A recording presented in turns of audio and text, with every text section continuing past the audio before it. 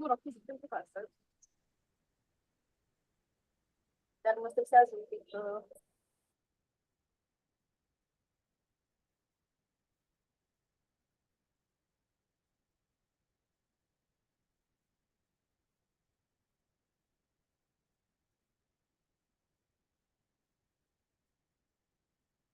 Should we start? Yeah, okay.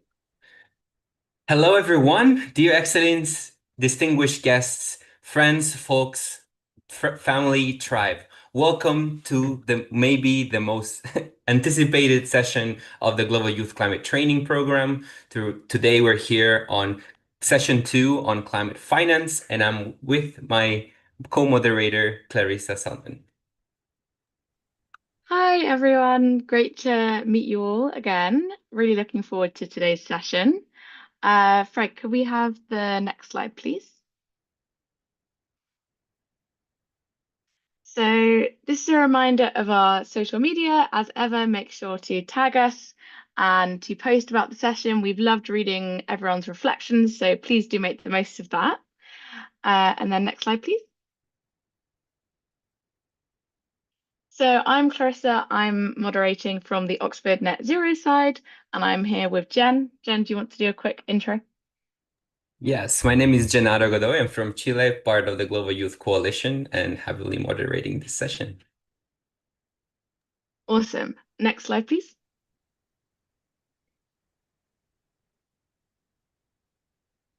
Next slide, please. Thank you. So today is a very special session. As well as our Global Youth Climate Training participants, we're being joined by a whole new bunch of people as part of the Right Here, Right Now Summit.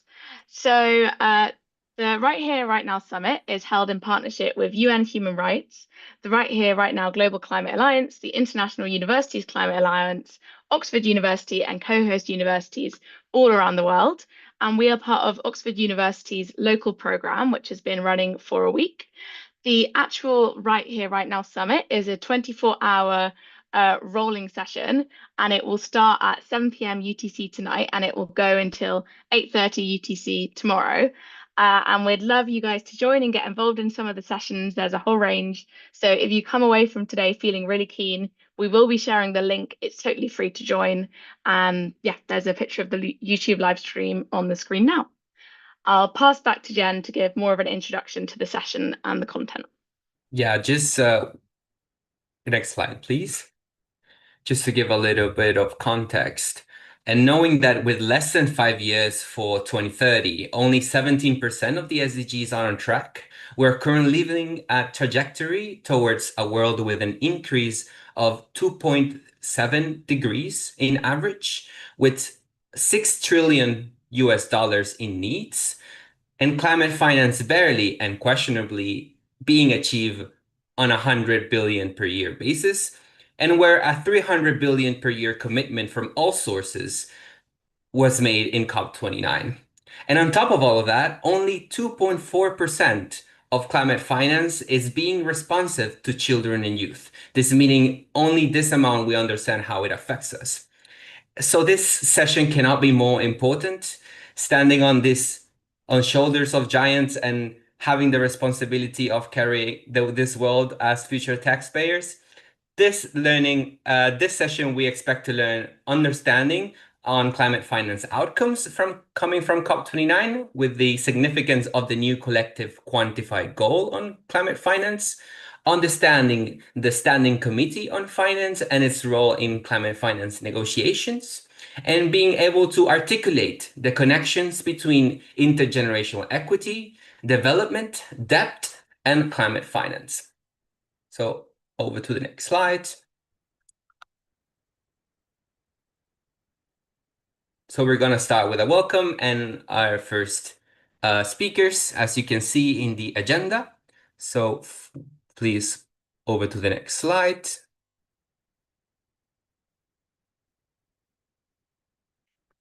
These are our speakers for today. And for the next slide, we can see that our first speaker is Charlene Watson, which works at ODI, and her work focuses on the flows, sources, and instruments of climate finance at the both national and international level, and its interaction with broader development finance. Within her work, she considers that climate-related expenditures, as well as monitoring and tracking climate finance, as to explore the effectiveness of the spend. Charlene's experience span academia, multilateral institutions, and NGOs. Her prior experience centers around forest conservation and reduced emissions for deforestation and degradation. Thank you so much, Charlene, for being with us yet again in another session, another cohort of the Global Youth Climate Training Program. We're very proud to be here with you.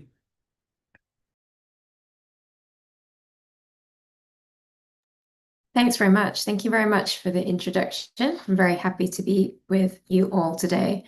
I've been working on climate finance for more than a decade now, and it's been incredibly interesting to see that we're seeing a huge shift away from talking about the hundreds of millions of dollars that have been flowing through climate change funds to where we are today, where we're talking about how the financial system itself needs to really shift if we are to meet our climate ambitions that we have. I don't have a lot of time, and there's really a lot to cover in this topic, so I'm going to stay at quite a high level. I'm also not planning on giving you the answers to all of the questions you might have around climate finance.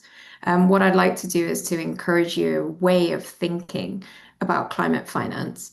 Again, I'm not going to give you lots of political messaging that we need to get on with in the lead up to COP30, but hopefully thinking about what we need to see, not just this year, but in the coming years, in the next 4 or 5 years and beyond, if we really need to shape the way finance flows and the financial system works. If we could share the presentation, I can't say it. Wonderful, thank you.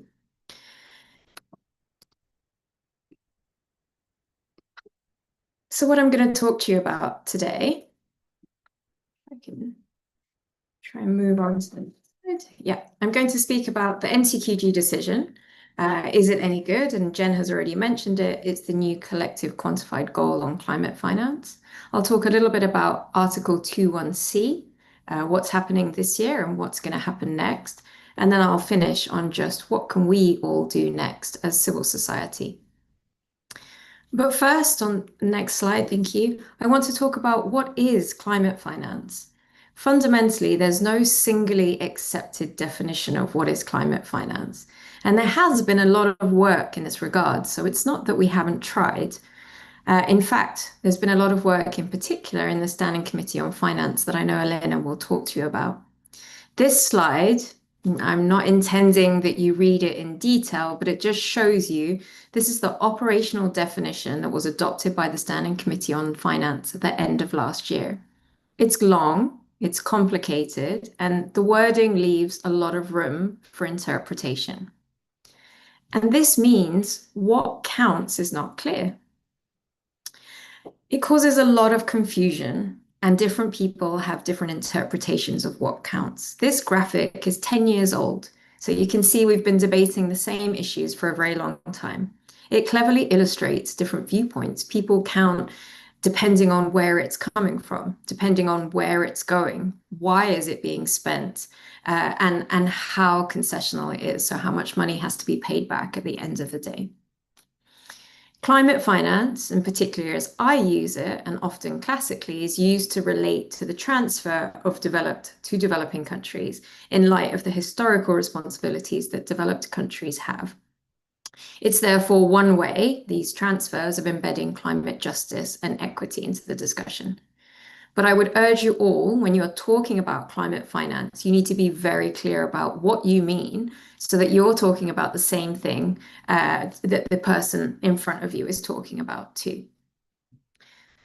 One thing that is clear, despite whatever definition you use of climate finance, is that there's just not enough.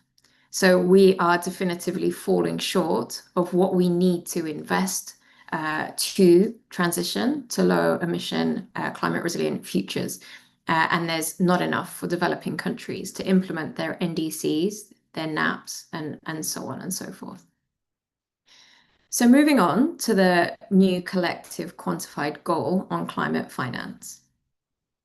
To me, I'm going to talk about the new collective quantified goal in the spirit of Article 9 of the Paris Agreement. And under Article 9 of the Paris Agreement, it reiterates the responsibilities of developed countries to provide and mobilize finance for developing countries.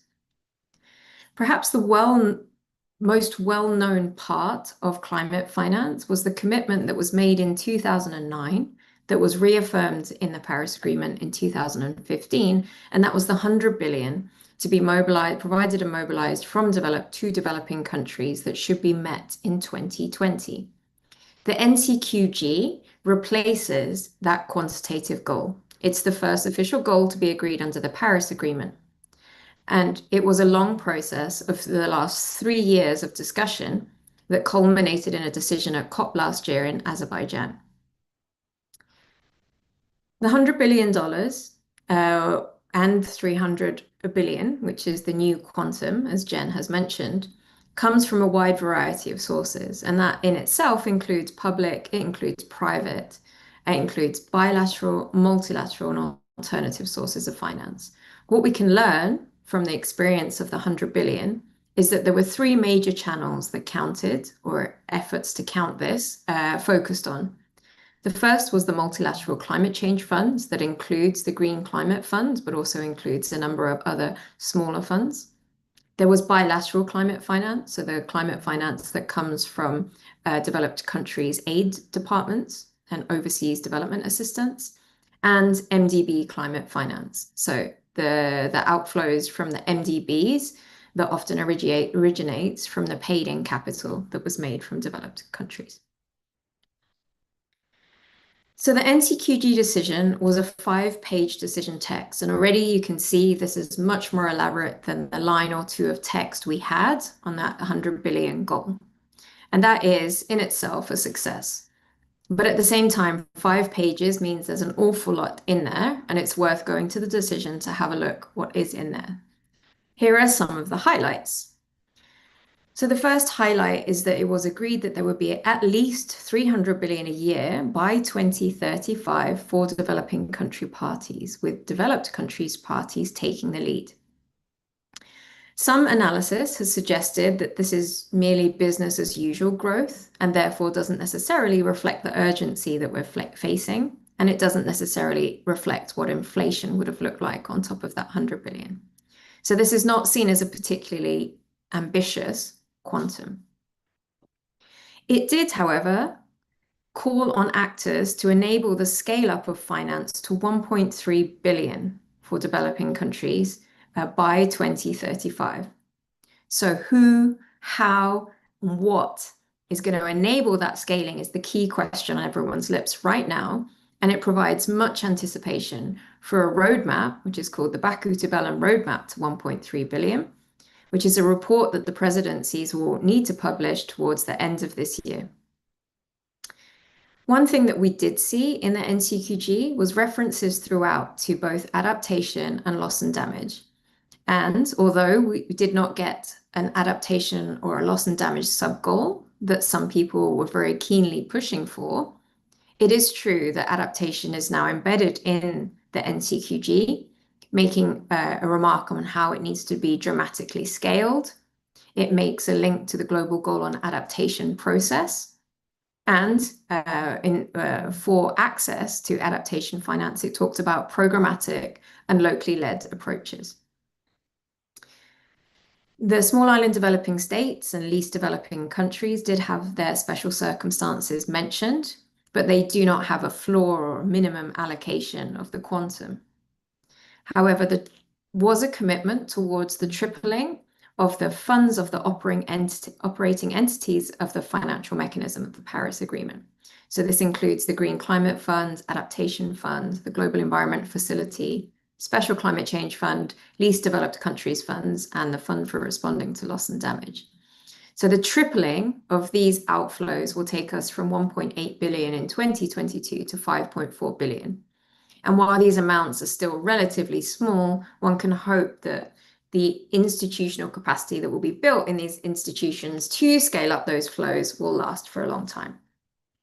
Another success was that access was mentioned in the NCQG, and it was mentioned how we need to make a much better job of accessing climate finance across all countries, across all themes, and spoke specifically to actors as to what they need to do rather than a focus on the climate funds. And finally, there was a consideration of what are called disenablers, which are mentioned in the text. These include the fact that there are very high costs of capital in developing countries.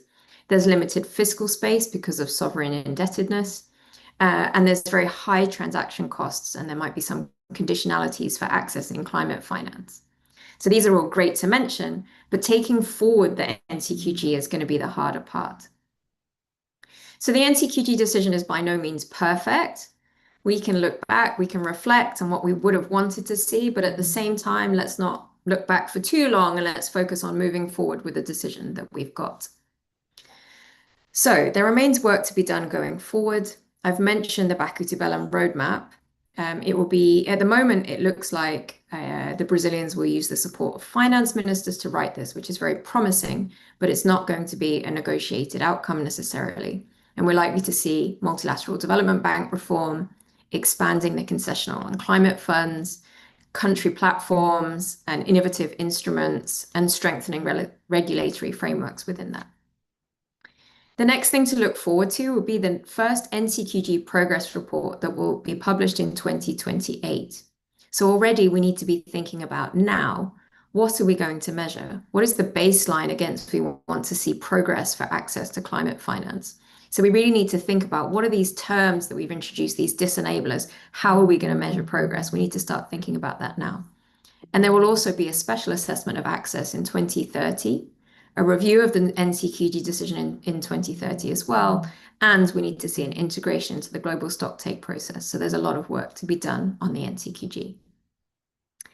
Moving on to Article 21C. What is Article 21C? So there are three collective goals of the Paris Agreement. You might have heard of the first two around adaptation and mitigation. The third long-term goal is central to the success of Article 21A and 21B for mitigation and adaptation. And that is to make finance flows consistent with a pathway towards low greenhouse gas emissions and climate resilient development. It's very important to read Article 21C in the context of the entirety of Article 2 of the Paris Agreement, which focuses on sustainable development, poverty alleviation, equity and implementation, common differentiated responsibilities, and respective capabilities in national circumstances. After its articulation in 2015 in the Paris Agreement, we haven't much discussed Article 21C until we see a flurry of reports around 2022, and a dialogue was established called the Sharm el-Sheikh Dialogue. The Standing Committee on Finance that Elena will talk to you about has mapped parties' views on 21Cs and also the types of activities that might count towards Article 21C. And as I said, the Sharm el-Sheikh Dialogue was launched at COP27 in 2022 to exchange views on and enhance understanding of the scope of Article 21C and its complementarity with Article 9.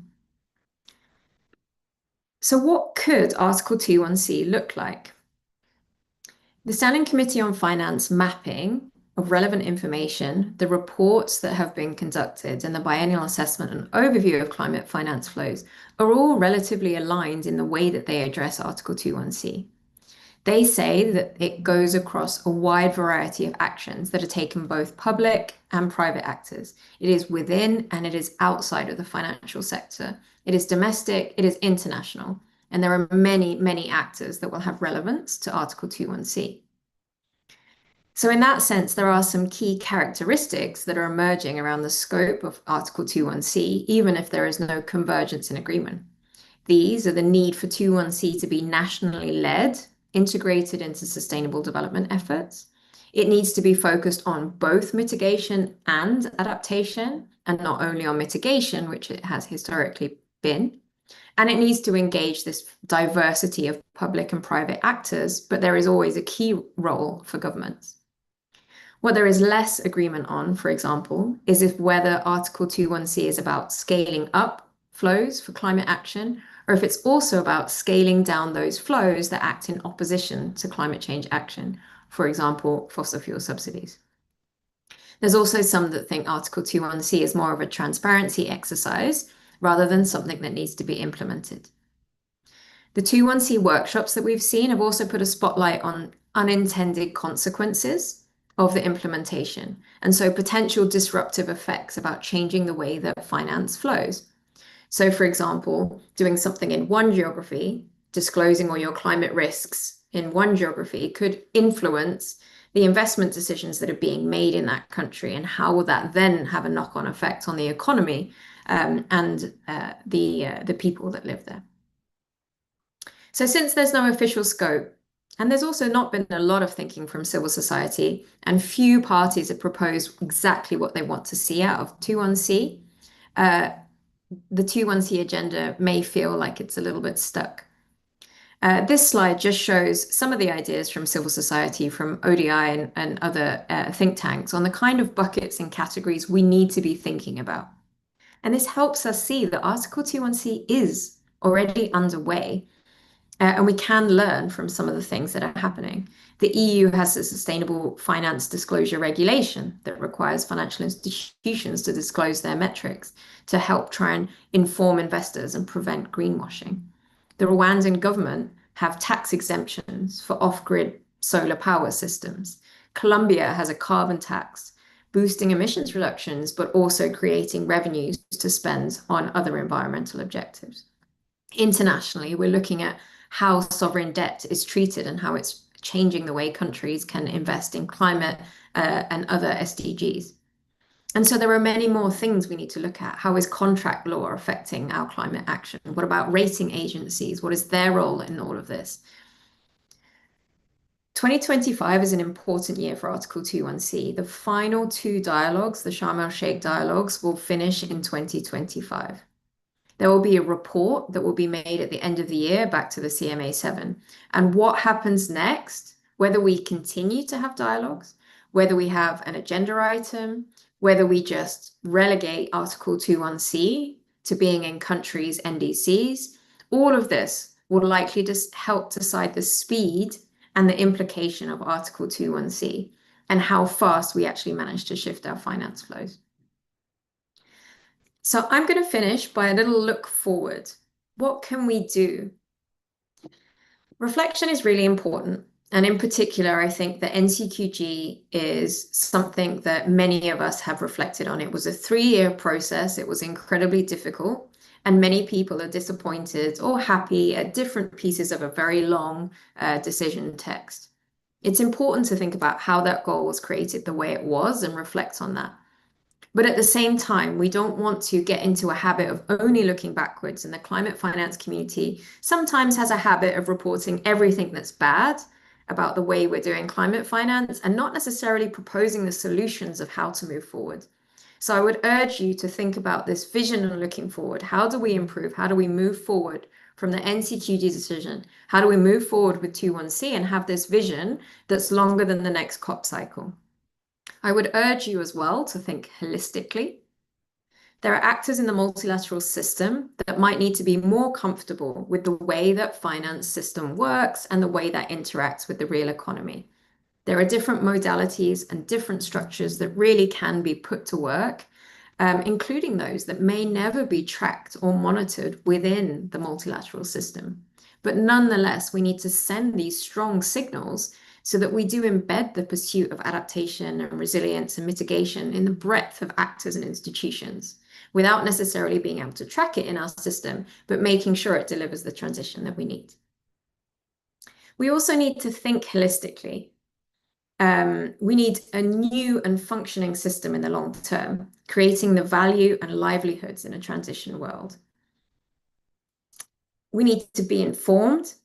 The finance agenda is just getting larger and larger. And so we need to keep an eye on what's happening outside of the UNFCCC system to make sure what's relevant. The UN General Assembly's Pact for the Future that was published in 2024 has many paragraphs on international financial architecture reform that we're talking about in the UNFCCC. And it's got a lot more detail than we have in our outcomes. The fourth Financing for Development conference that Marina will talk to you about, that's taking place in June, is also going to finance sustainable and inclusive development and addressing a lot of the disenablers that we now have in the NCQ decision text. So we really need to think about who is addressing which pieces of this and how do we connect all those dots. And finally, seek cooperation. So if any of you are feeling overwhelmed, there really is too much in the finance agenda for any one person to be across all of these and to be an expert in all of these. So we have a deep need for all of us, the multilateral system, the parties, civil society that operates within it, to cooperate and to trust each other in different tracks. And so there are real opportunities for civil society to rally around a very holistic vision and a unified path forward. And there's actually a danger in the finance that if we don't come together and create a holistic vision, we may well be hindering the process. Thank you very much. I'll stop there.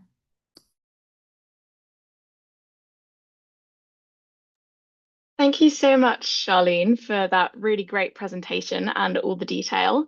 And I loved your last point about not needing to know about everything, because it is a lot of information, and I'm sure participants were reassured by that. I can see so many amazing questions in the chat, so I think a lot of you have picked up on this, but I just wanted to emphasize that we will be having a Q&A at the end, but we don't have the Q&A box feature on the Zoom today, so please put your questions in the chat, and we'll be doing this going forward in all the sessions. Another kind of logistical reminder is just that we are extending the session optionally for 15 minutes to give you all time to discuss in breakout rooms. And I thought I'd just do a quick reminder of how the protocol works with breakout rooms. So first of all, if you could all rename yourselves with your preferred language after your name, and we've put some examples of how to do this. Additionally, we have been putting you in breakout rooms in previous sessions, but it will speed things up a lot if you assign yourselves to the breakout rooms. So at the bottom of your Zoom screen, if you click on more, or if the screen is expanded, you might see it. There is an icon with 4 squares and it says breakout rooms. And when we get to that stage, you can assign yourself. We'll get to all of this later, but just a reminder to keep putting your questions in the chat. We've been collecting them and they look great. And thank you again, Charlene, for your excellent presentation. Really enjoyed it. Yeah, I can see Jen agreeing there with the love hearts. I'm now going to introduce our next speaker, Elena. Elena Pereira is a senior climate finance advisor with over 15 years of experience in international development, working with government and international cooperation agencies on climate change mitigation and adaptation.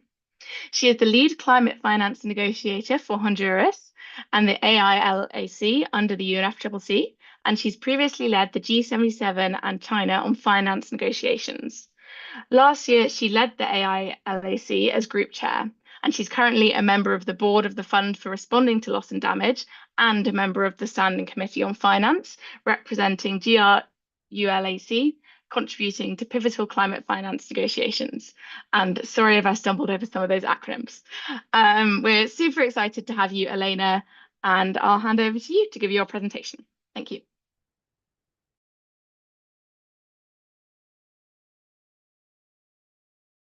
You can't unmute yourself. Okay, Fred, could we have, oh, there we go. I'm unmuted. Thank you, Clarissa, for the introduction. And I understand the acronyms. I'll get to the acronyms, but no worries. So I'm going to share my screen. I'm so happy to be here. Thank you for the invitation. So I am going to talk to you all today a little bit about the Standing Committee on Finance and what the role of the Standing Committee on Finance is, and in the context of the UNFCCC negotiations. Please let me know if you can see my slides. Yes, we can see your slides. At this point in time. Okay, perfect. I'm just trying to find myself because I can't see. Okay, there I am. So and in that context as well, because there's a link as well that the Standing Committee on Finance has with the fund for responding to loss and damage, in the sense that the SCF produces draft guidance for the funds, but I'll get to that in a moment. So in the next few minutes, we will be talking about what the SCF is, what are the mandates of the SCF, and I'm going to delve then into two of their reports, of its reports, and give you examples of what are the contents of those reports and how that is reflected in the negotiations and how that influences the negotiations itself and the decisions taken by the COP and the CMA. And then we'll talk a little bit about the fund for responding to loss and damage, what its scope is, and just recently at the last meeting of the board in April, the Barbados implementation modalities, which is this launching of the startup phase of the fund. So I thought it would be good for all of you to get some insights as to what is happening with the fund at this point in time. So what is the SCF? And Charlene, she made several mentions to the SCF and its work. So the Standing Committee on Finance is a constituted body of the convention. It was established at COP26, and it assists the COP with respect to the financial mechanism of the convention, and undertakes technical work on climate finance that then feeds into or the considerations that the COP and the CMA have with regards to climate finance, right? And it has 4 specific mandates that are then carried out through different activities. So it's in improving the coherence and the coordination in the delivery of climate finance. That's its first mandate. And then there's a mandate to rationalize the financial mechanism of the convention. Third mandate to mobilization of financial resources. And the fourth one is the MRV of support to developing country parties. And there are different interpretations as to how the SCF goes around in carrying each and every one of these mandates. And I think that when the Paris Agreement was adopted, then the SCF also became a body that serves the Paris Agreement. And every constituted body at a point in time has a review done by the COP and the CMA. And 2 years ago, there was a second review to be done to the SCF, which has still not been done, and parties have wanted to review how these functions of the SCF how the SCF is performing in relation to these mandates. And we hope that that review can happen in a point in time to make sure that the SCF is also truly working to serve both the COP and now in the context of the Paris Agreement. So, and this is a big slide, but it's more just for you to understand what the different mandates and the different activities that the SCF has had in recent times. So the SCF, like I said, it does conduct several activities to fulfill its function or its mandates, right? And that does come in the form of technical reports on different subjects, which are prepared by experts. So experts and consultants prepare these technical reports. And then the committee itself prepares executive summaries that sort of summarize the findings of the technical reports. And then the SCF makes recommendations for the COP and the CMA that then help parties in making decisions relating to climate finance. So of these reports, you could see that one of the longest standing ones is the biennial assessment that the committee does, the biennial assessment and overview of climate finance flows, which is one of the reports that Charlene alluded to in her presentation. So this is done every 2 years. The last one, which was the 6th one, was published last year. And then one of the other activities that the committee does every year is it produces draft guidance to the operating entities of the financial mechanism. So the operating entities are the GCF, the GEF, and now, as of last year, the Fund for Responding to Loss and Damage. And this will be the first year that the Standing Committee on Finance will elaborate the draft guidance to the FRLD. Then the committee every year as well, they prepare, and then they a forum on different topics related to climate finance, and how then this is a space where experts and parties and different actors and stakeholders come together and discuss the topic at subject, and how this can be then used to improve the mobilization of climate finance for said topic, for example. So last year, the forum was on gender responsive climate finance. And then, for example, this year, the forum for the SCF will have to do with agriculture and sustainable agri-food systems in the context of climate action. There's also the linkages that the SCF has with other constituted bodies, which are in the context of the convention and the Paris Agreement. And then another one of the flagship reports, which I'll talk to you about a little bit about further along, is the Need Determination Report. And this is a report that maps what the needs are for developing countries. And this is a report that's done every 4 years. So last year was the second NDR that was published. So that means that the next one will come in 2028. And another report is on progress report that was done biannually on the progress on the meeting of the 100 billion goal from developed countries to developing countries. And that's done again, it's done biannually. Last year was the second progress report on the 100 billion.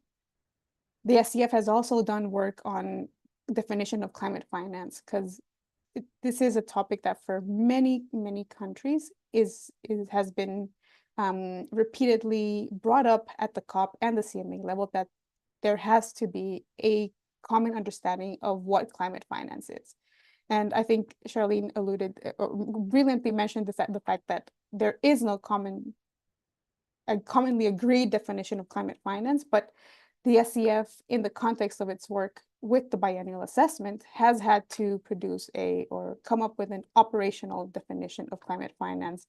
And that is pretty much as far as the committee has ever gotten to actually come up with a definition for climate finance. And I think that the ambiguity that is there, or that the leaves space for interpretation, just as Charlene said, as to what actually constitutes climate finance.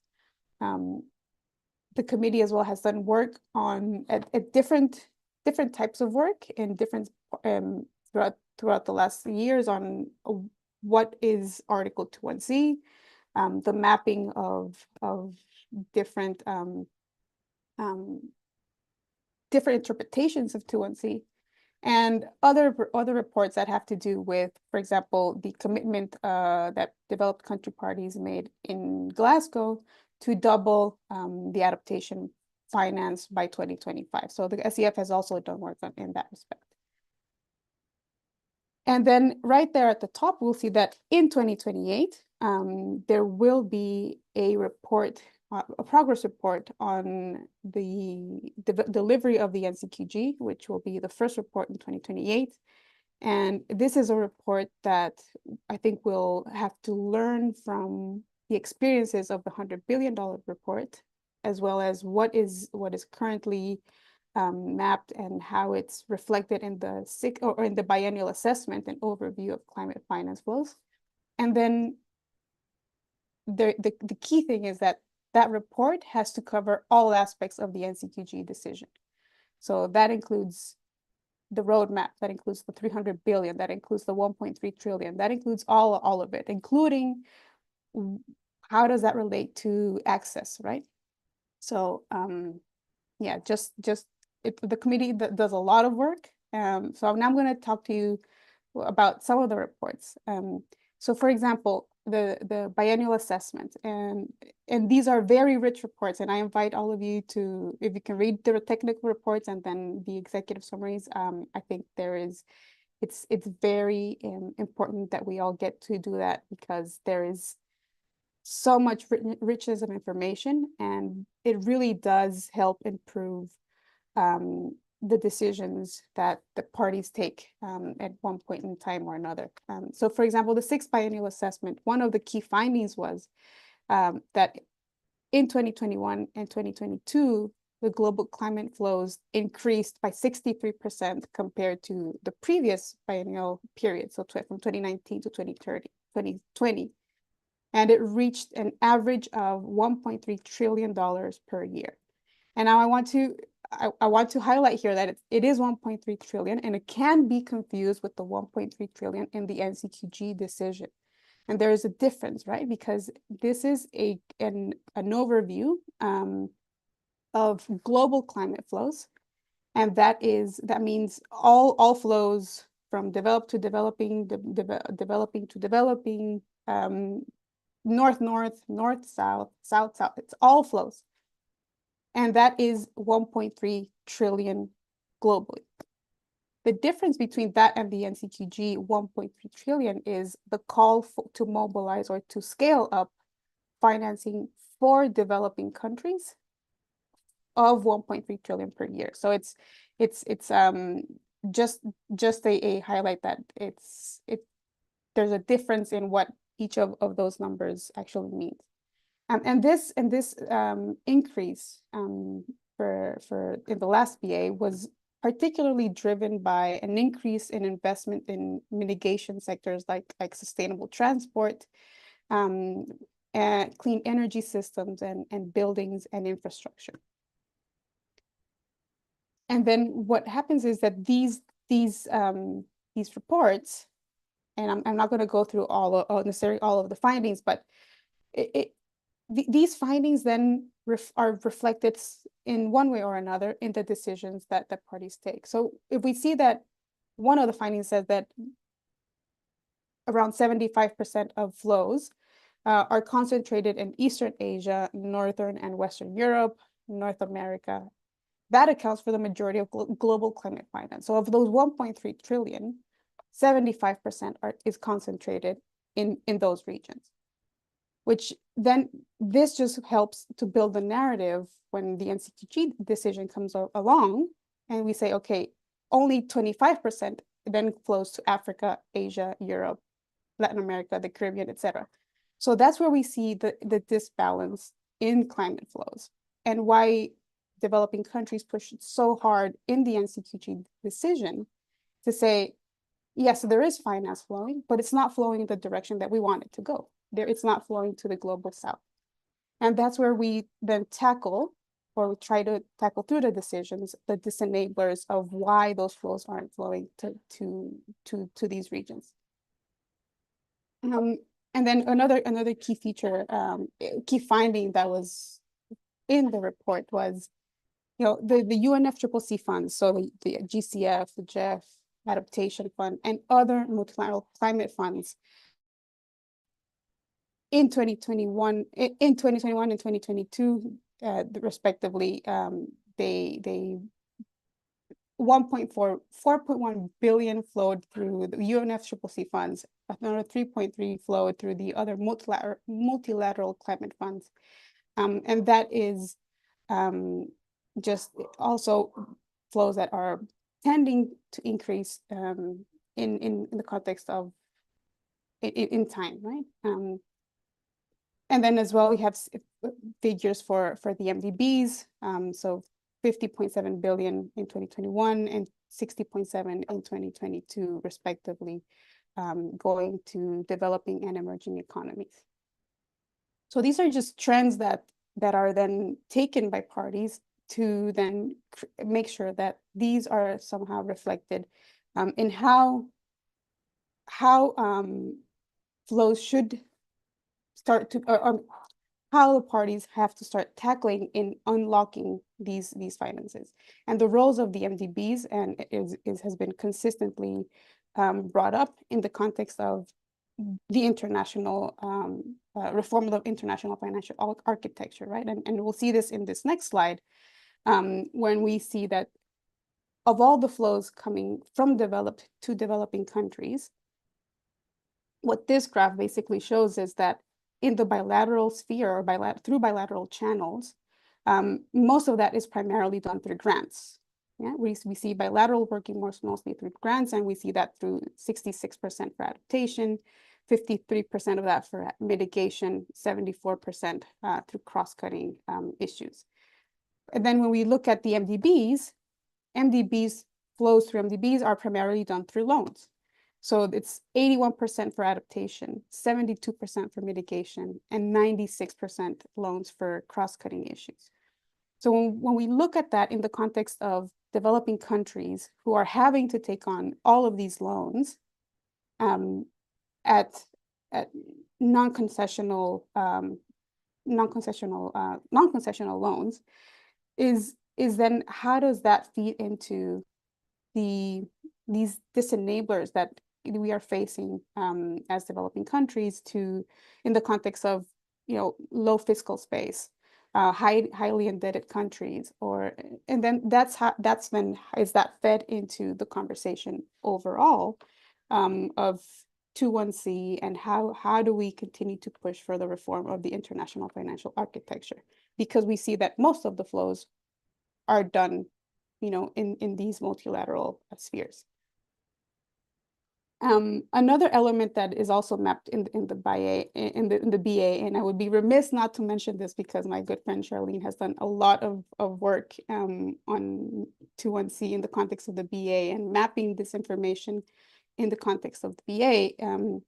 This is something that is not done every 2 years. So the BA is biannually, but the mandate to include information on 21C in the BA is for every 4 years. So it included information last year, and some of those key findings had to shows that increasingly so,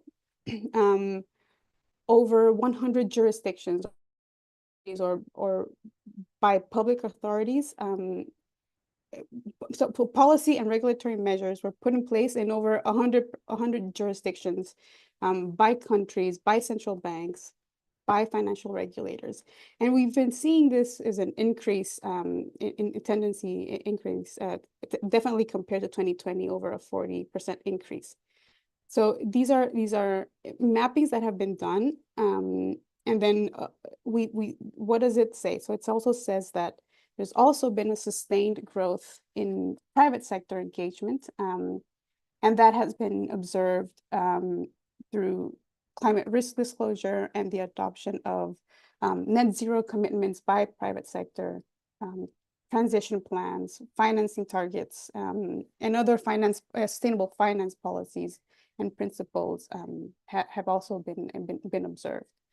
And I think one of the other key insights that I particularly found interesting was that there's been an observed shift towards the actual transition and implementation planning. So there is that shift happening globally, where now it's time to actually start moving into the implementation of NDCs and planning, and how do we actually achieve those long-term goals of the Paris Agreement. And for that, in that sense, mitigation still continues to be the primary focus area for the private sector. And I think that is key in understanding how the private sector works and how it's moved by revenue, right? And by I lost the word, but yeah, by revenue, basically. So in that sense, these are then information that are fed into the decisions that parties take as they consider the reports, and then make decisions as necessary, right? So the next report that I wanted to talk about a little bit about is the second report on the determination of needs of developing country parties. So this is a report that is done every 4 years. And what this report does, it does not necessarily, I don't mean necessarily, this report takes the information that parties present in different reports. So for example, what do parties report as needs in their national communications? What do parties report as needs in their NDCs, in their NAPs, so their national adaptation plans, their BURs, their TAPs, all of these reports that countries produce. The SCF maps out all those needs, so amount of needs and total needs, and then reports on what parties or how many of those needs have then been costed.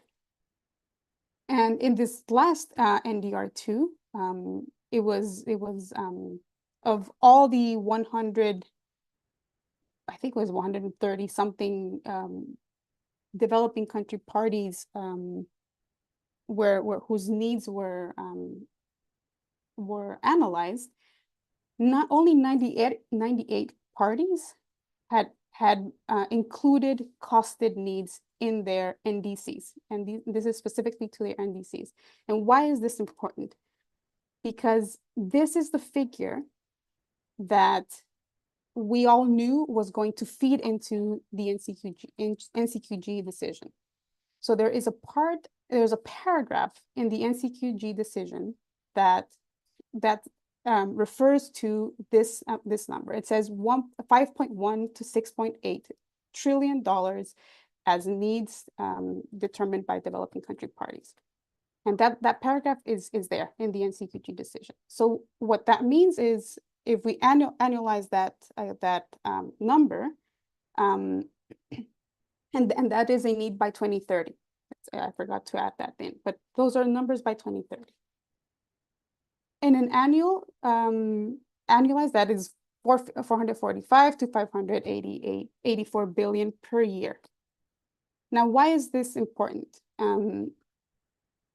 Why is this important to know? So it's, if we take that and we see this geographically, we see that most of the costed needs, remember, only 98 countries presented costed needs. Most of that were concentrated in Asia, right? And the higher number of expressed needs, so one is the costed needs, how much that is in dollars. And expressed needs is just how many needs do I have? It's just a tally of how many needs countries include in their NDCs. So what we see is, this is information that is true, is real, but it does not reflect the needs of all countries. Why? And why does that then? Because, so it means that the number of needs and the costed needs is lower for some geographical regions than for others. So for example, you'll see here at the very bottom right corner, in a very light blue or a very like a purple, that is what, for example, Latin America in the context of the entire costed needs represents 1.8%. And if we just look at that objectively, we say, no, Latin America cannot only have or represent 1.8% of the costed needs of the entire world. So what that means is, some regions report lower, does not mean that these regions have lower needs or lower costed needs. And that's important to highlight, in the sense that these regions just have, at one point or time or the other, it's due to lack of data, or the capacity to determine these needs are key. So what showed is that not necessarily because it's there, is that these regions or these numbers can then be used to draw comparisons across needs and regions. Elena, I'm so sorry to interrupt, but we're going to have to ask you to wrap up, if that's okay. Thank you so much. I'm gonna just finish up with this NDR, and then maybe I'll just very rapidly talk about the fund for responding to loss and damage. Cool, thank you. But I'm almost done. Thank you, Clarissa. So why do I bring this up in the NDR? So that number was important because it's reflected in the NCQG decision. And just as an example as to how then this relates to a decision taken by the COP. if you go to the NCQG decision, when that 5.1 to 6.8 number is referenced, you will find a footnote to that decision. And that decision that leads back to this argument, in the sense that, yes, the 5.1 is there, it's a number, it's true for those parties who express those needs, but it's a decision, it's a number that does not accurately reflect all the costs and needs. And that's important in the context of the decision, just to highlight. So it's just wanted for you to understand how those decisions sort of tie in from reports from the SCF. And just really quickly, because I think it's important and interesting for you to know. So the SCF will be producing draft guidance for the Fund for Responding to Loss and Damage for the first time this year. And I'm sure you know this is a fund that was established at COP27 and then operationalized at COP28. And this was done, the fund exists in the context of broader funding arrangements. So it's the broader architecture for financing for loss and damage. And the fund it has a mandate to focus on addressing loss and damage, to assist developing, particularly vulnerable developing countries to the adverse effect of climate change. And that is done through extreme weather events and slow onset events.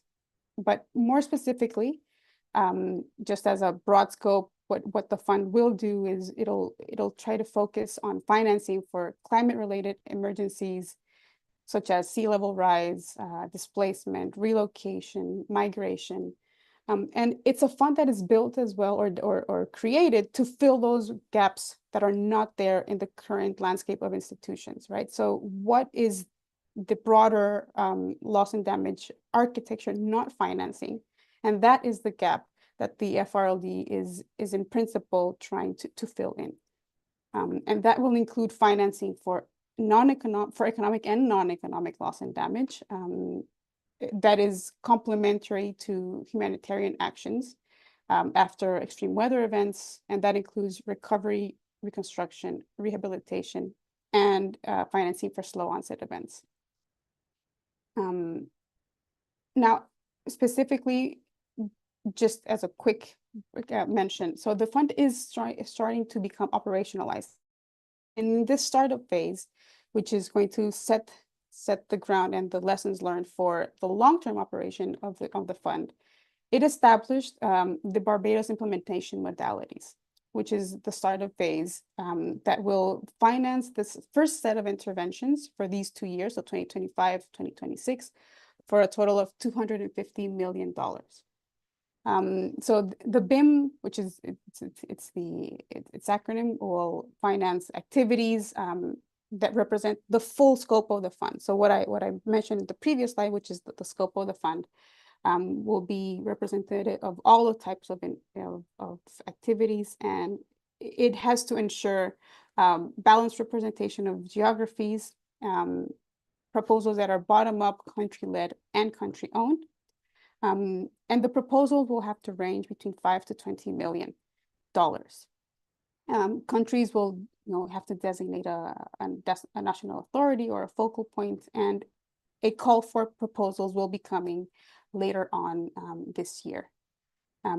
Just as, and this is the last slide, all of this funding will be done through grants, and the board will develop these access modalities, and it is expected that this first stage of the BIN will be done more through direct access via transfer to funds to national governments, so direct budget support, through accredited entities already, so entities already accredited to the Adaptation Fund, the GCF, and the GEF.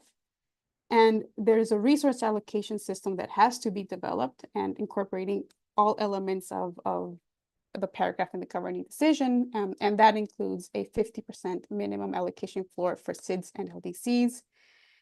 And the allocation system as well has to be designed in a way that safeguards against the overconcentration in any given country, group of countries, or region.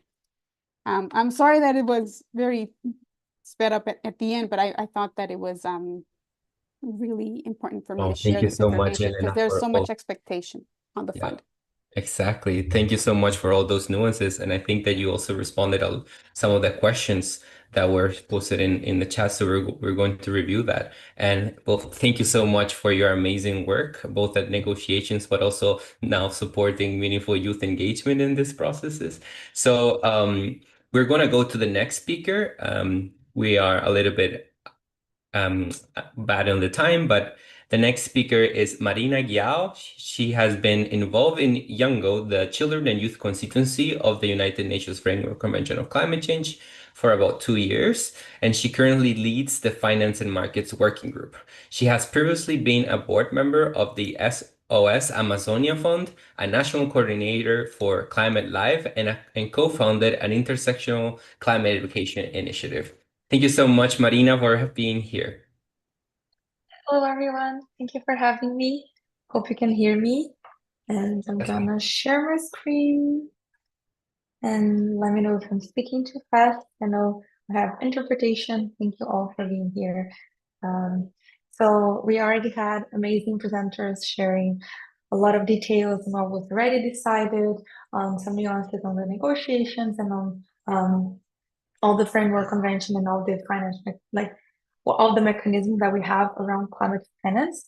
And what I'm going to be sharing with you is more of perspective as youth and young people that follow these negotiations, and our opinions or some of our demands in regards to climate finance, and also the international financial architecture reform that was a little bit mentioned beforehand. So you probably already know that YOUNGO is the Children and Youth Constituency in the UNFCCC, and we have different working groups. So before I do my presentation, I would just like to give an overview of the Finance and Market Working Group that I'm currently contact point. I'm helping coordinate with amazing team.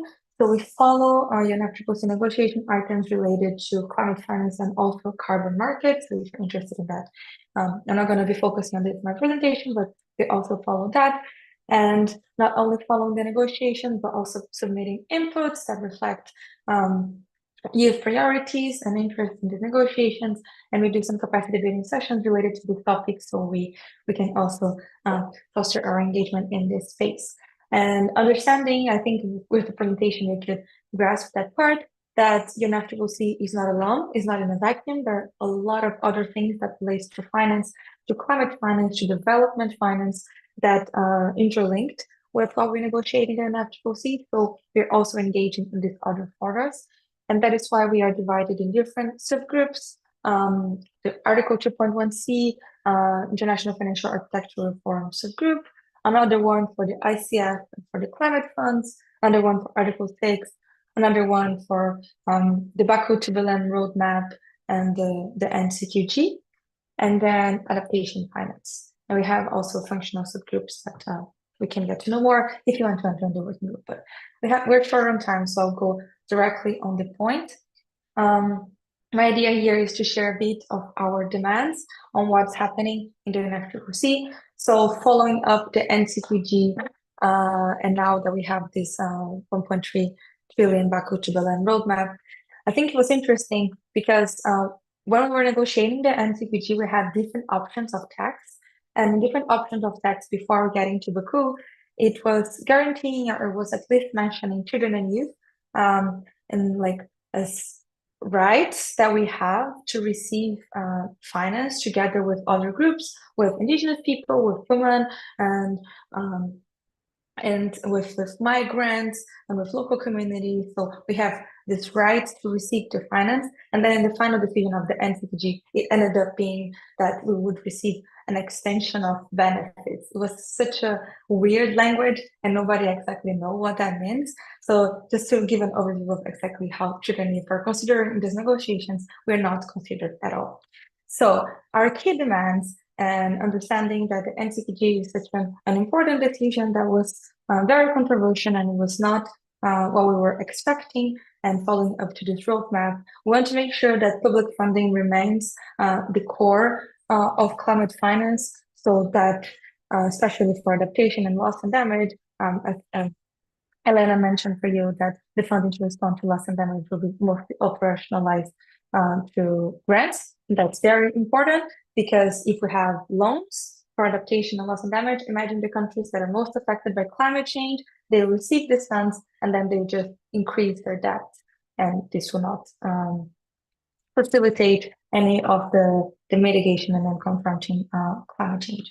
And then we would like to see a clear commitment of developed countries on taking the lead, because Charlene already explained on Article 9 of the Paris Agreement, it makes sure to state that developed countries are the ones responsible for providing this finance and the ones responsible for mobilizing it for developing countries, and this was not super clear in the NCC decision. Then we talk about the need of transparent tracking, because we exactly don't know exactly where the funds are going to. It was super confusing. The 100 billion, the previous goal before the NCQG, most of the funds went to mitigation and not at all to adaptation and loss and damage. It was due to the lack of definition of what is climate finance. We had projects that were even of an airport or a movie or an ice cream store. All of them were reported as climate finance, and that's not transparent at all. Then my last point when we talk about NCQG and the Baku is direct access. And this is especially important when we talk about adaptation finance, because adaptation is mostly done in the local level and with the communities that are on ground. So when we talk about financing adaptation and then also after loss and damage, it's important that we have direct access for specific groups that are most affected, and not only direct access, but also participatory decision making. So we can also make sure that we have a say on where these funds are going to. Then when it comes to 2.1c and international financial architecture reform, I think Charlene gave a brilliant overview of what this article is and what it entails and the controversies around it. But just to highlight some of our key demands is the dialogue that is currently taking place under the convention is the Article 2.1c and its complementarity with Article 9. And Article 9 is about historical and current responsibilities of developed countries. So we really, really would like to emphasize that it's not only about national policies and making finance flows in a national level in line with the Paris Agreement goals, but also this international cooperation for climate finance that is super important. So we're able to tackle climate change.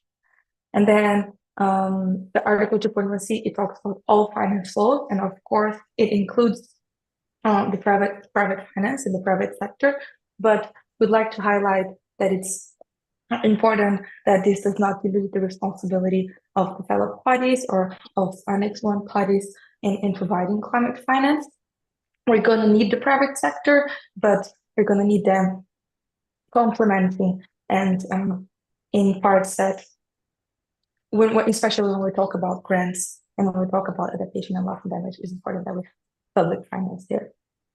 Then talking about data and accounting for climate finance, just reporting and having transparency and credible reports are very important. So we're making sure that we know where these finance flows are going to. And then I'm linking this with the international financial architecture reform is just to make sure, I think Charlene also mentioned that it's not only increasing climate finance, but also reorienting fiscal policies. So we make sure that fossil fuel subsidies doesn't exist anymore, and then that we also have reallocation of military spending or reallocation of spendings that are not in line with a future that we see that is sustainable for all, not only in terms of reducing emissions, but also in terms of cooperation and good livelihoods for all the communities around. And this is especially important when we talk about intergenerational equity, because we know that we are the ones that are going to bear the burden of the climate crisis in the future. And imagine if we continue with this financial architecture that just increases debt, special debt in the global south, or then we're also the ones that are going to burden this debt in the future. And this is not sustainable in the long term. More specifically on the international financial architecture, which is as already mentioned, it's not responding adequately to the debt and the financial crisis, and this just increases the burden of mainly global south countries and vulnerable communities.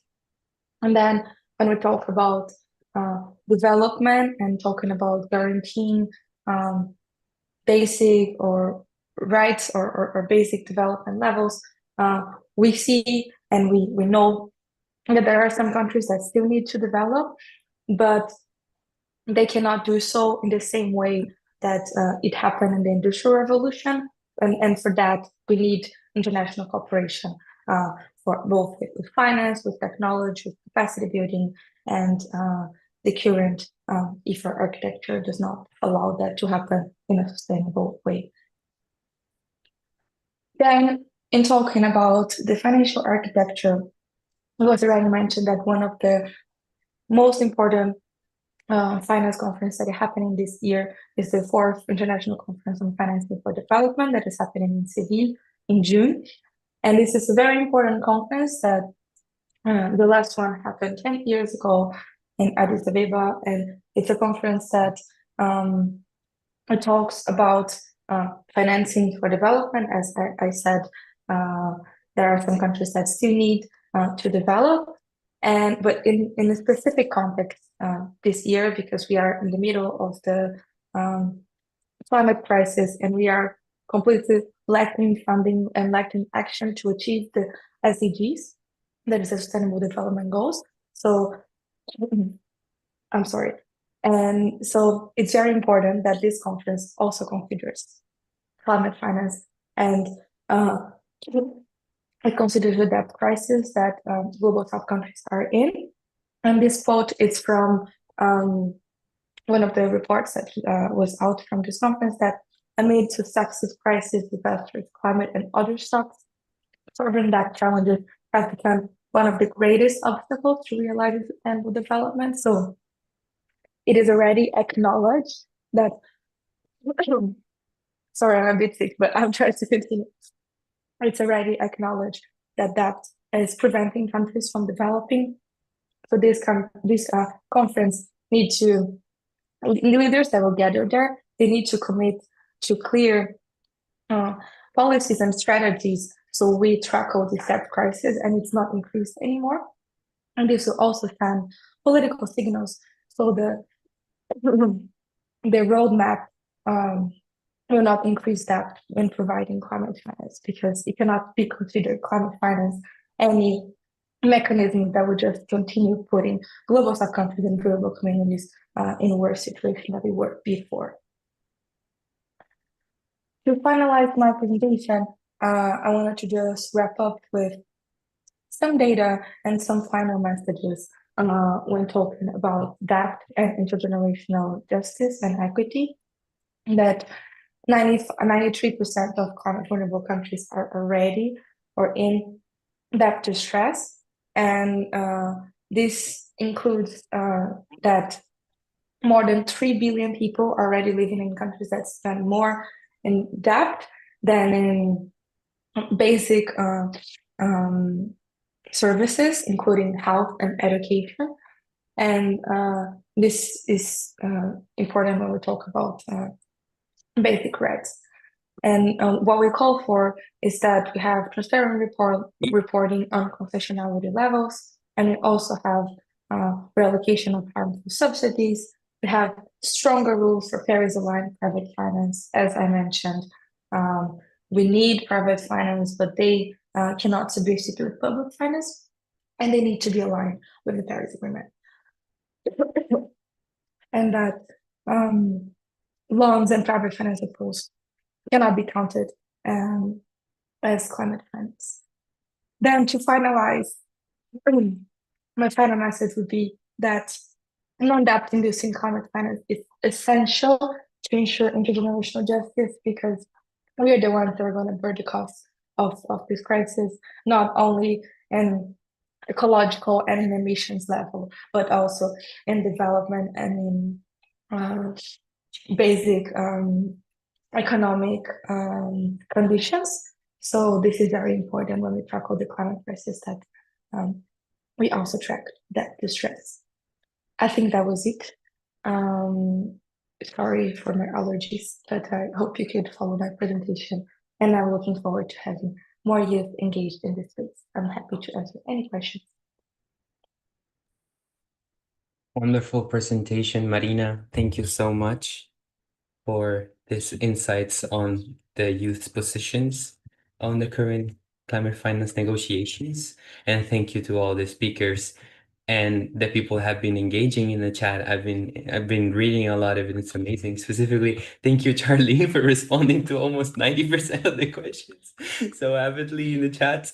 And yeah, so now we're gonna call the speakers back again to have a little round of Q&A.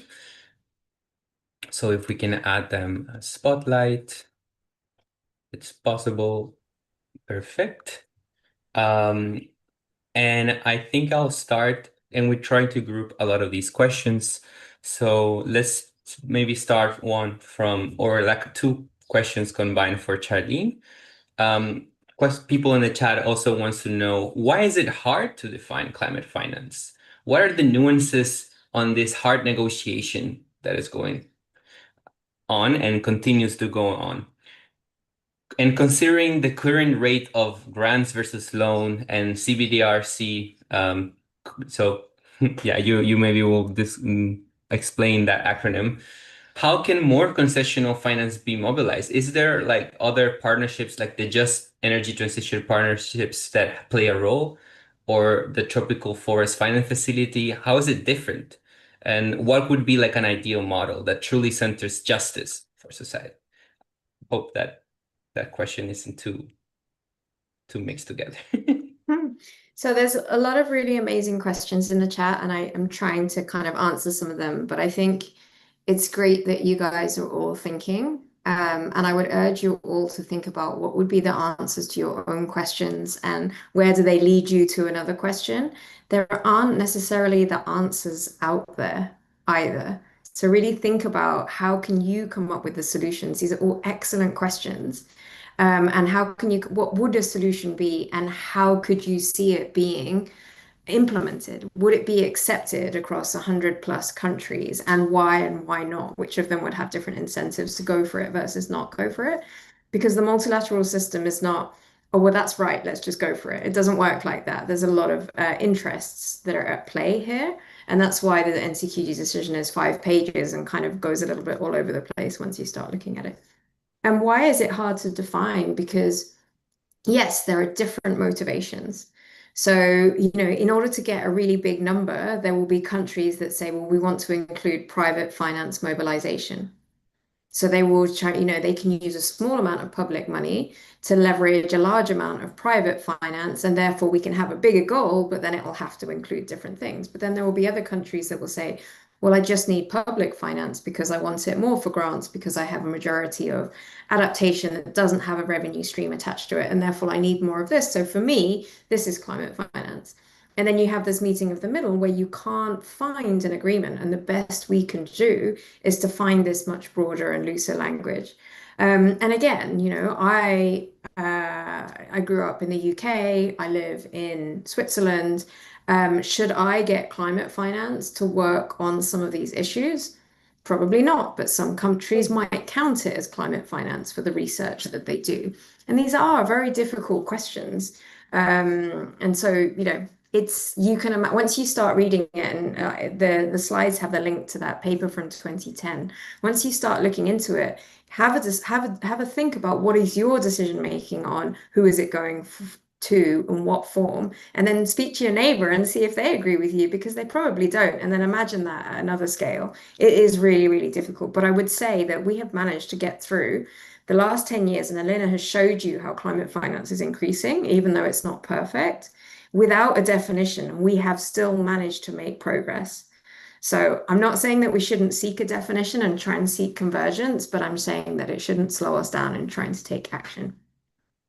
On the grants versus loans, I think this is a very difficult question. It's one I struggle with a lot, because absolutely, in light of historic responsibilities and in order to provide the equity for the historical emissions, climate finance needs to be provided from those developed countries that have done the most to cause the problem for developing countries, many of which are suffering the worst consequences.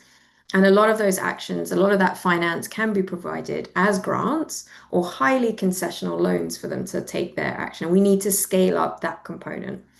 But I would say that in addition, we also need to be able to use other types of financial instruments. The way projects are financed and structured, they require many different financial instruments from different actors in a capital stack. And that's how infrastructure projects get developed and so on and so forth. So yes, we need the highly grant-based, and the highly concessional finance.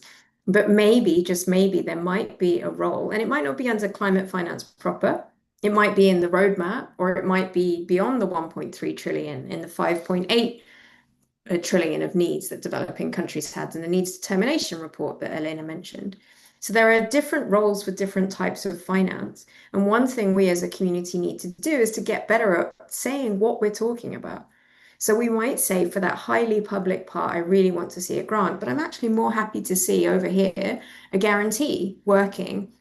So this water desalination plant can get off the ground in this country because they are going to make commercial returns. They are going to make revenues. So it's all a case about, let's not always put the financial instrument first. Let's put what we need to get done first, and then work out what financial instrument is most appropriate and where we then count it under the responsibilities and Article 9 or not. Yeah, I'll stop there. Thanks. Thank you so much, Charlene, for that great answer and for all your answers in the chat, which have been amazing and so detailed. So really appreciate. The next question is for Elena. Given the ongoing concern over double counting in climate finance under the UNFCCC, especially between climate-specific support and broader overseas development assistance, are there any concrete plans to improve transparency and establish a more consistent, verifiable accounting framework? Thank you. Thank you, Clarissa, for that question. I think that question goes again, it ties back to the definition of climate finance and the fact that why is there double counting? Because there is no proper definition of climate finance. And the dollar that I count as Honduras as, for example, finance that I received from, I don't know, let's say the United States, might be different in the way that I account for it, how I receive it, than the way that the United States accounted for it in the way that they provided it to me. And I think that is why it's so difficult to actually keep track of and avoid double counting at certain points, which is why there has been such big and consistent push to come up with a definition, right? But just like Charlene explained, it's very difficult, and given the bottom-up nature of the Paris Agreement from the NDCs and how each country really determines what they consider climate finance is the big challenge. That said, there is that push that has been, even in the context of when the NCQG was being negotiated, it was a big ask of developing countries that climate finance has to come in addition to ODA support, right? So overseas development assistance. And there's always been that big pushback as well from the developed countries saying, ODA is only X very tiny % of overall development assistance. And how are we now asking for $1.3 trillion exclusively for climate finance when ODA is in the hundreds of billions of dollars? So I think that's why in the overall context is just making sure that no matter how we define climate finance, just to make sure that we actually do start to scale up and the trends are there, like it's seen in the biennial assessment, right? It's overall just making sure that we do start to take the actions to effectively increase and scale up climate finance for mitigation, for adaptation, and loss and damage. And I think that will be important into how we start to track that in the context of the NCQG progress report from this year on. And it's important for us to Elena, think if I about that. can go with follow-up questions, I think that you will be very have the expertise to give guidance to this question, as you have been working with operating entities, and considering that, comment of the last mile or the extended beneficiaries of climate finance. I think that youth also wants to know how can they, or climate migrants or indigenous peoples, can benefit or even gain direct access to climate finance? What is this role of these direct access entities, and how do they function within the system? That's a very good question, Renato. And I think this has also been key in, for example, the GCF and the Adaptation Fund, Jeff, more and more so, is effectively accrediting more and more so national entities that are civil society, NGOs, more grassroots organizations that can gain access to these funds directly. And when not possible, so for example, now in the context of the Fund for Responding to Loss and Damage, there is expectation, and there is that element in the governing instrument that says that there will be a small grants program. Now, granted, the fund is still in its very early stages, and the board can't do everything at the same time. So in this first stage, where the fund will start to operate more directly through national governments, it's how can then these organizations, these youth organizations, these grassroots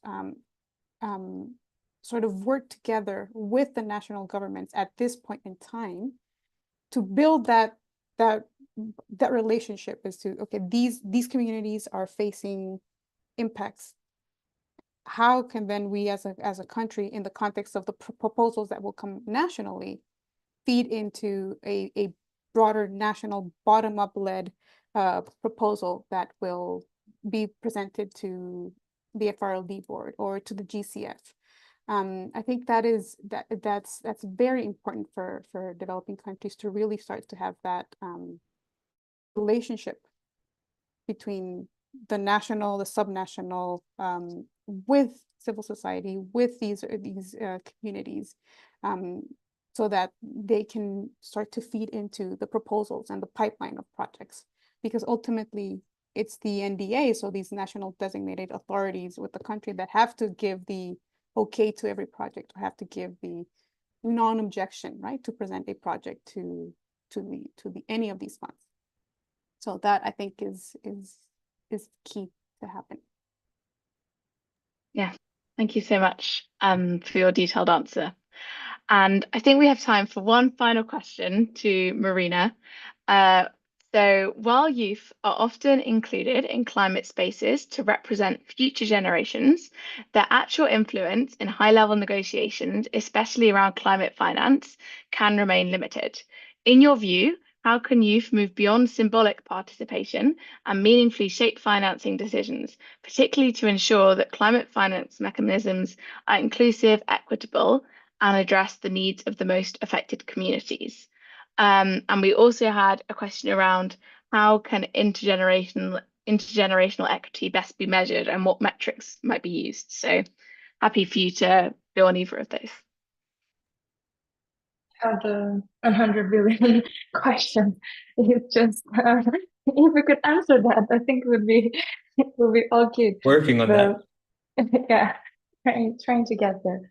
But talking about meaningful participation, I think that's an important question, because we, of course, we have, like in the past few years, a lot of young people going to COP, going to climate conferences, but then the results are not the ones that we expect. But I think that we have some mechanisms to engage. So like Yango, it's a great mechanism that young people can engage, and through that we can give interventions and have bilateral parties and like try to work more on the technicalities and the negotiation level. And that's a great space to engage if you're interested in the technical level. But then when talking about access to finance and then on ground impact, I think Elena was revealing in her answer that we need access and we need like on ground or grassroots organizations to be also accredited to receive this funding.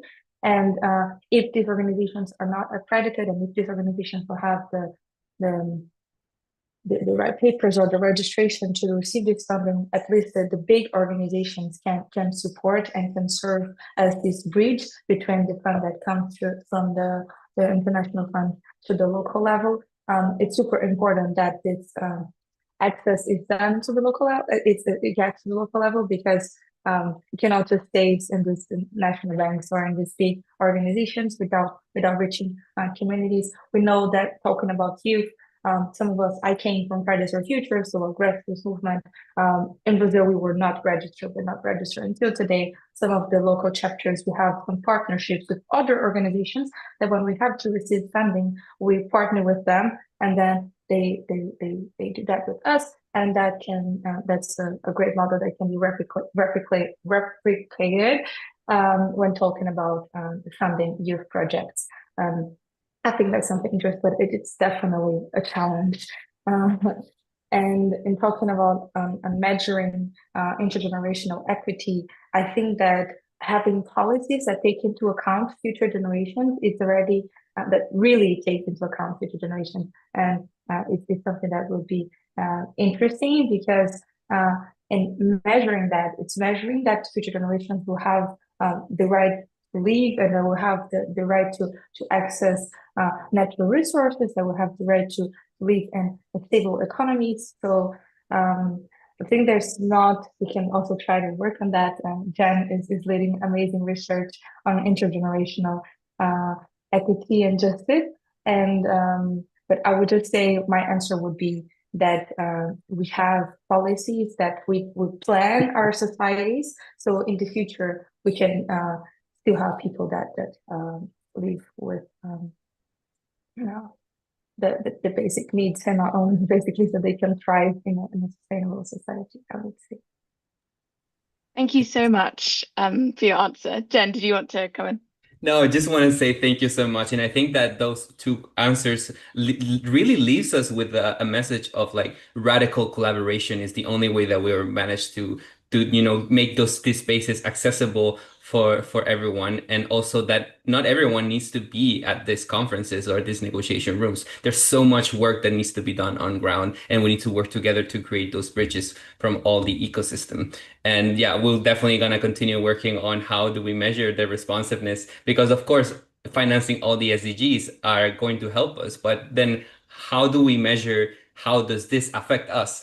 And that's the key questions that we need to answer. No, we did not ask Elena or Charlene to answer for us. So thank you so much for everyone for this amazing panel. I think it's the best panel I've had in the year so far.